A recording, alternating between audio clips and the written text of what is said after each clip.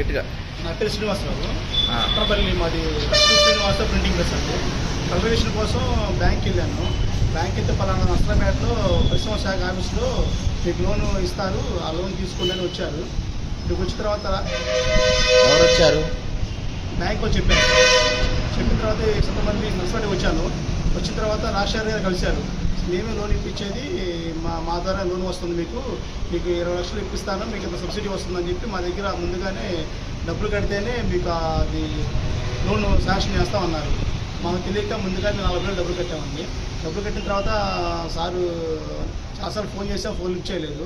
తర్వాత అప్లికేషన్ ఇచ్చారు. అప్లికేషన్ ఇస్తే ఆ బ్యాంకు వద్దన్నారు. బ్యాంకు వాళ్ళు అప్లికేషన్ చల్లదన్నారు. రాజశేఖర్ గారి కోసం వచ్చాం సార్, అది బ్యాంకు అప్లికేషన్ చల్లదన్నారండి. మరి మీరు అమౌంట్ కట్టాం కదా, ఈ అమౌంట్ 40 వేలు కట్టాం కదా, ఈ 10 వేలు తీసుకొని 30 వేలు ఇవ్వండి సార్, లేదా ఎంతమంది అమౌంట్ తీసుకొని మాకు ఇవ్వండి అని చెప్పాం సార్. ఇస్తామన్నారు. ఫోన్ లిఫ్ట్ చేయలేదు. మేము మన నెల క్రితం వచ్చి సార్ దగ్గర అర్జీ పెట్టుకున్నాము. సార్ ఇట్లా డబ్బులు కట్టామండి అంటే సార్ మేము మాట్లాడదామన్నారు సార్ గారు.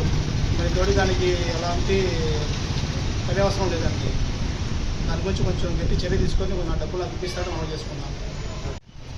పల్నాడు జిల్లాలో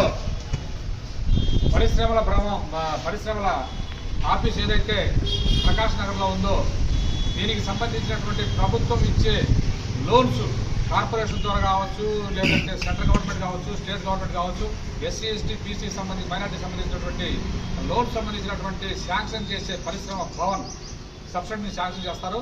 దానికి సంబంధించినటువంటి దాని ప్రాసెస్లో చేయాల్సినటువంటి అవసరం ఉంది. అట్లా కాకుండా ఈ పరిశ్రమల భవన్ దీంట్లో పనిచేసే ఉద్యోగస్తులు కొంతమంది మధ్య పొంది ప్రలోభాలకు గురి చేసి మీకు కనుక లోన్లు రావాలంటే మాకు ఇంత డబ్బు కడితే మీకు శాంక్షన్ చేపిస్తామని చెప్పి అమాయకుల దగ్గర డబ్బులు వసూలు చేసి వాళ్ళు మోసం చేస్తూ ఉన్నారు. దాంట్లో భాగంగానే ఈరోజు సత్తర్పల్లి నుంచి వచ్చినటువంటి శ్రీనివాసరావు అనే అతన్ని మాయ చేయడం జరిగింది. ఒక 5 లక్షలు లోన్ ఇప్పిస్తామని చెప్పి ముందుగానే 40 వేల రూపాయలు డబ్బులు తీసుకొని మరి తిప్పి ఇప్పుడేమో లేదంటున్నారు.